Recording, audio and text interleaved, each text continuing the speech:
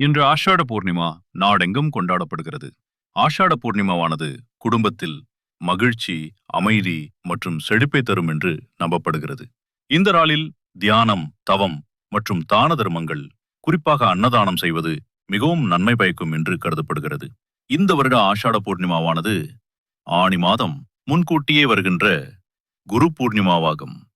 குரு பூர்ணிமா என்பது நம்மை நல்வழிப்படுத்தி ஞானத்தை வழங்கும் குருக்களின் பங்கை அங்கீகரிக்கும் நாளாக அனுசரிக்கப்படுகிறது. இன்று 10/7/2025 வியாழக்கிழமை, பௌர்ணமி நாள், குரு பூர்ணிமா.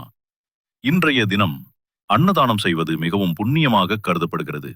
இந்த நாளில் ஏழைகளுக்கும் ஆதரவற்றோர்களுக்கும் உணவு வழங்குவது குருவின் ஆசிர்வாதத்தை பெற்றுத்தரும் என்பது நம்பிக்கை. குரு பூர்ணிமா அன்று அன்னதானம் செய்வதால் குருவின் ஆசிர்வாதம் கிடைக்கும்.